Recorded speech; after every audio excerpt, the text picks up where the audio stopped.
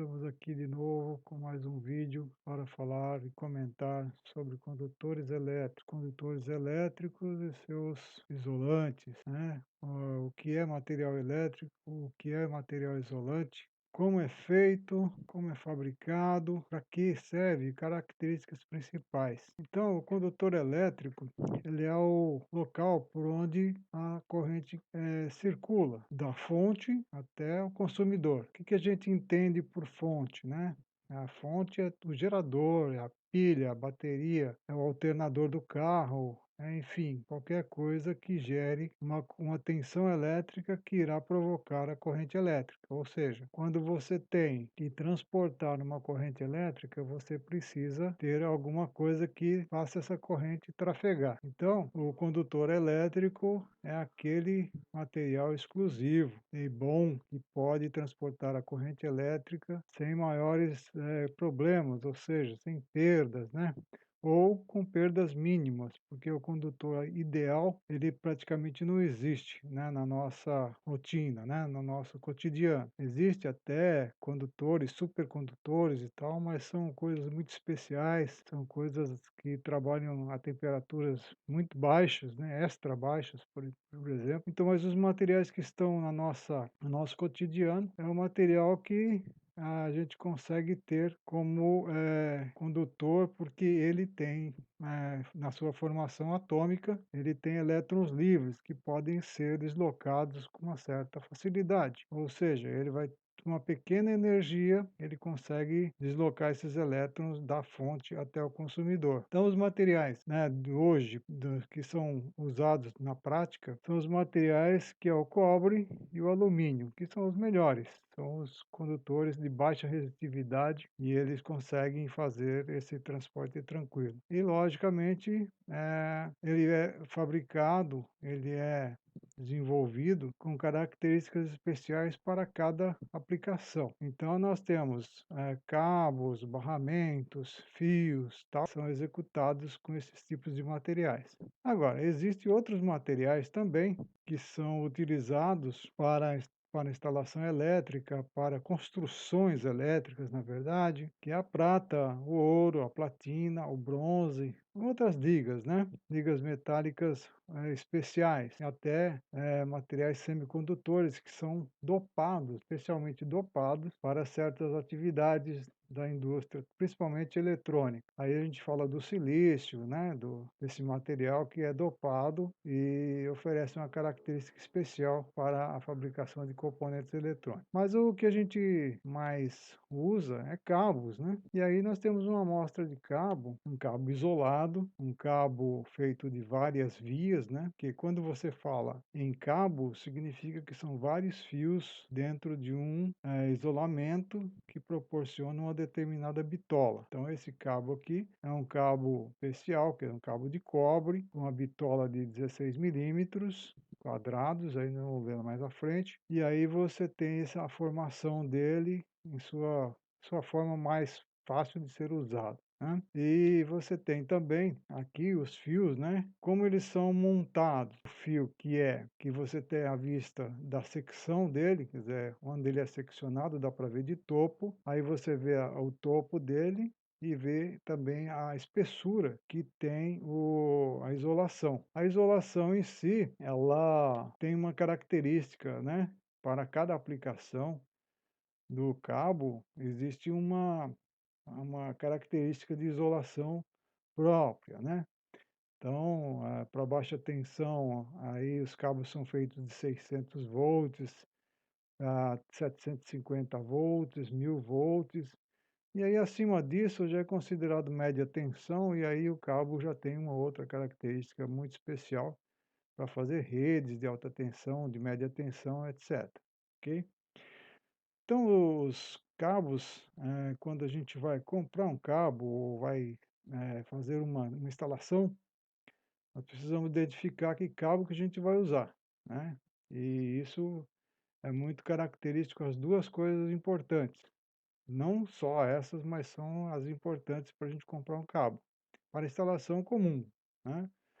Então, a gente tem que considerar a sua área, né, a secção dele, milímetros quadrados, porque dependendo dessa secção, ele conduz mais ou menos corrente, sem se danificar, né. E também a isolação. A isolação é super importante, porque dependendo onde ele vai trabalhar e a tensão que ele está carregando, ele precisa ter uma isolação especial, né. Para isso tem vários tipos de fabricação. Então, em função dessa área e da isolação, a gente já tem que ter em mente, né, o que que a gente vai fazer, onde vai ser instalado. E aí também tem outras aplicações, por exemplo, você pode ter fios rígidos, ou seja, com um só condutor dentro da isolação, condutor rígido, e pode ter flexíveis. Flexíveis é igual esse cabo da amostra, onde tem vários cabos, cabinhos, vários fios, perfazendo um condutor flexível, né. Tem também os isolados, como a gente já tinha falado, os isolados, especificamente para alguma coisa, e tem os nus. Os cabos nus e condutores nus, eles são usados, principalmente para aterramento, né, onde a sua tensão é zero em relação à terra, neutro aterrado, aterramentos especiais, aterramentos, de baixa resistência, né. E também temos em barra. Os em barra são geralmente nus ou pintados, e aí servem para fazer painéis, painéis de iluminação, painéis de força, enfim, uma série de aplicações para cabos e fios, nus, sem precisar se preocupar com isolação, onde a isolação, logicamente, é feita só através do ar, né. E aí nós temos tanto fios como barras, como cabos, a gente tem também que considerar, a pureza, né, desse cobre. Quanto mais puro, mais próximo da tabela que existe de cabo de construção de cabos, ele se assemelha. Então, se você tem um cabo de 95% de pureza, por exemplo, a gente pode dizer que ele consegue, transportar a corrente correta que está na sua tabela de fabricação, né. Mas se esse cabo ele não tiver, né, ele for um cabo que tenha alguma impureza, não seja totalmente, cobre, né, pode ter algum outro mineral junto, ele chegando a 85%, ele não vai conseguir transportar a mesma corrente como se ele fosse puro. Então a gente tem que considerar isso também, ok? Quando a gente vai, selecionar um cabo. E aí nós temos aqui uma tabela da ABNT, né, que é a NBR 5410, que ela estabelece algumas coisas, algumas tabelas pra pra para a fabricação de cabos, consequentemente, para a sua aplicação, né.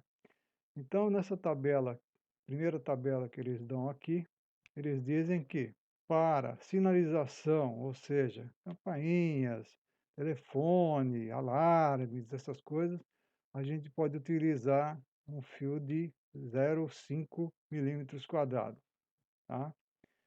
Para as tomadas de força que a gente tem em casa, né, para ligar, sei lá, enceradeira, que não existe mais, né, mas aspiradores, forno micro-ondas e esses outros materiais esses outros aparelhos mais pesados, a gente tem que utilizar o fio de 2,5. E para iluminação, a gente consegue usar o fio de 1,5 que está dentro da tabela que eles estabelecem. Mas tem também, umas aplicações que são mais especiais, que são da indústria, né, a parte de indústria, ela é um outro foco, né. E aí, as tabelas da ABNT estabelecem outras coisas, né, como, por exemplo, a queda de tensão, né. A queda de tensão para circuitos de força está estabelecido uma porcentagem de 5% de perda de tensão, ou seja, 5% de queda de tensão. Para iluminação, ela estabelece 3%. Então temos que levar em consideração isso. Então, naquela tabela que ele dá, da bitola de 1,5, por exemplo, para transportar a corrente carregada, né, a total que ela consegue transportar, dependendo, ah, do tamanho dela, né, o tamanho da rede, você pode ter uma queda de tensão que não pode ser mais que 5% da tensão, senão vai comprometer o funcionamento lá do que você estiver alimentando, tá? Outra coisa fundamental também é a temperatura do cabo, né, porque assim, quando um cabo transporta uma determinada corrente e ele dá uma queda de tensão, ele transforma essa queda de tensão junto com a corrente em uma potência de dissipação. Então ele vai dissipar em calor, né, não tem jeito. Então o que que isso acontece? Ele aumenta a temperatura do cabo e isso também provoca lá um certo problema no transporte de corrente. Então, conforme a temperatura, ele tem a capacidade comprometida. E a temperatura ambiente, né? Por exemplo, se você for trabalhar numa empresa onde tem uma seção lá que o calor é muito grande, por exemplo, área de fundição, área de plástico, né? E outras mais afins, a temperatura ambiente ela é muito alta, foge um pouco da tabela, e aí você tem que considerar isso também na bitola do cabo, porque senão você vai ter problema na rede. Então, assim, esses conteúdos, esses critérios, né, eles são baseados em práticas, testes, né? E isso está tudo colocado nas tabelas com um fator de correção. Para cada coisa dessa, você tem um fator de correção, né. Então existem uns cálculos, muito especiais, muito práticos para isso, para que a gente não cometa o problema de estar fazendo uma rede que pode se ficar comprometida em função da gente não aplicar essas correções. Não só na indústria, mas também na residência, né, e no comércio, dependendo do tamanho desse comércio, do tamanho dessa residência, também devemos aplicar esses fatores de correção estipulados pela NBR, né, 5410. Porque numa residência comum, pequena, tal, né, as casas populares, digamos assim, a gente não tem muito essa preocupação. Mas, por exemplo, uma mansão, né, um comércio grande, galpão, essas coisas, a gente tem que ter também esse cuidado, porque pode haver problemas sérios aí, tá? A gente vê aí alguns acidentes sérios, né, com incêndios em prédios e tal, e quando o pessoal vai ver, o pessoal tem lá, ó, o que aconteceu aí, o que provocou essa tragédia foi um ar-condicionado que causou o problema. Na verdade, não foi bem o ar-condicionado, acho que a rede dele estava mal dimensionada, né. Então, precisamos ter essa parte técnica para dimensionar corretamente a rede onde você vai usar. Para falar de cabos, né, existe uma classificação também, estipulada aí pela norma, que diz que a classe de cabos, ele pode ser flexível, pode ser rígido, pode ser flexível e pode ser extra flexível. Então a classe 03, tendo 7 fios lá dentro, ele é considerado um rígido, é um cabo, mas é rígido, não é fio rígido, é um cabo rígido.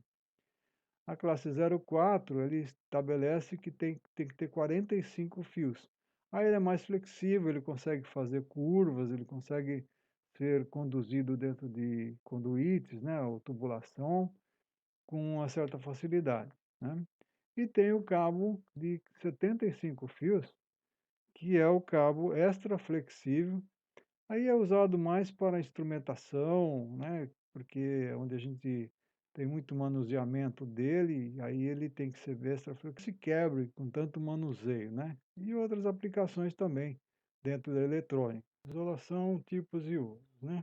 Os materiais que não conduzem, ou seja, só é mais difícil conduzir corrente elétrica, é aquele material, onde os elétrons são mais grudados no átomo, digamos assim, né, não tem muitos elétrons livres. Os elétrons livres é aqueles que conseguem ser empurrados, digamos assim, né. para fora do condutor, né, para através do condutor. Então o isolante, ele é esse material específico que realmente deixa a parte de tensão totalmente, isolada da parte externa, né.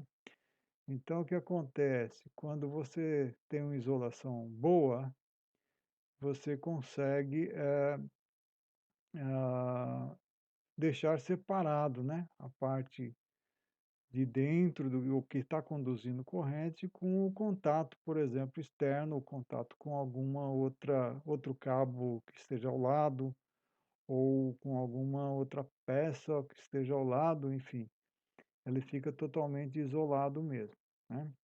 Então a capacidade de isolação desses materiais depende muito do tipo, né, do tipo de material.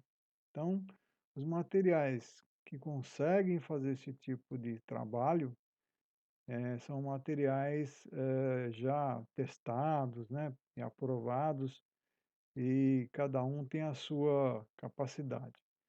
A capacidade de isolar está ligado exatamente a quantos volts por milímetro de espessura existe no material. Então tem material que com 1 milímetro de espessura consegue, isolar uma tensão, sei lá, de 400 volts, por exemplo. Já outro material com 1 milímetro de espessura não consegue isolar a mesma voltagem. Então, as aplicações são dadas em função do que ele consegue fazer para isolar, ah, essa tensão, né. Então os materiais mais utilizados aqui na prática, né, o que a gente encontra mais por aí, é o PVC, que é o cloreto de polivinila, é o mais comum, o ABS também pode ser, a rolha, temos também o Celeron, que é um material compactado, temos a louça, também é usado para fazer isoladores de alta tensão, temos o vidro, e aí a gente tem uma outra diversidade de coisas, né, de outros materiais que conseguem fazer esse tipo de trabalho. E aí a gente diz, né, no jargão da elétrica, que não existe material isolante, que seja adequado totalmente para as condições. Então, assim, um material que consegue isolar uma determinada tensão, num outro valor de tensão, ele consegue deixar passar, né, essa tensão e talvez até provocar uma danificação dos equipamentos, até destruição mesmo, né, ou causar um acidente, para o elemento humano e causar morte mesmo. Então, é uma coisa muito importante você manter a coisa isolada adequadamente, ok? E aí, para instalações elétricas, a isolação é uma coisa fundamental, nós sabemos, né? Eh, as características, o dimensionamento, essas coisas, elas já vêm praticamente de fábrica, né? E quando a gente tira a isolação de algum cabo ou de algum fio, a gente tem que recompor essa isolação de uma forma adequada. É importante a utilização de fita isolante correta, né? Se for uma instalação dentro de umidade, debaixo do chão e tiver uma emenda, a gente tem que usar uma fita isolante de autofusão. Enfim, temos que tomar muito cuidado com esse tipo de coisa. E essa característica de isolação, o tipo de isolação que vem em cada material, geralmente vem impresso, né, no equipamento, no cabo, enfim, em qualquer coisa que exija essa isolação, ela vem estipulada, né? Por exemplo, a gente vê estampado nos fios, né? 750 volts, 600 volts, 1000 volts, né? Nos aparelhos que a gente compra aí, ar-condicionado, fogão elétrico, ferro elétrico, etc., a gente vê também essa parte de tensão, que é a parte isolação, quer dizer, a capacidade de isolação que tem o equipamento em função de tensão. Então, Quando você vê lá 400 volts no ar-condicionado, não é porque você pode ligar ele em 400 volts, é porque ele tem 400 volts de isolação entre a parte elétrica e a parte não elétrica, né, a parte que você tem contato, ok? Então essa é importante, porque, sem isso a gente não saberia dizer, estar protegido, né, e o seu equipamento está protegido em relação a outro. Enfim, a isolação é uma coisa fundamental, ok? E aí, eh, eu já fiz aqui um comentário bem rápido, bem sucinto sobre isso, e se tiver alguém interessado em que eu faça cálculos e mostre fórmulas, tal como é que se calcula, eu posso até fazer um vídeo depois a respeito disso, é só as pessoas interessadas me comentar aí embaixo no vídeo, e solicitar que eu faça alguma coisa mais técnica para poder levar mais conhecimento a vocês. Então, assim, eu peço que vocês comentem, que vocês, façam o seu like aí, se gostaram, e a gente se vê numa próxima com mais um comentário a respeito de eletricidade. O próximo vídeo é falando sobre geração de tensão, distribuição, enfim, coisas correlatas, ok? Então, até lá.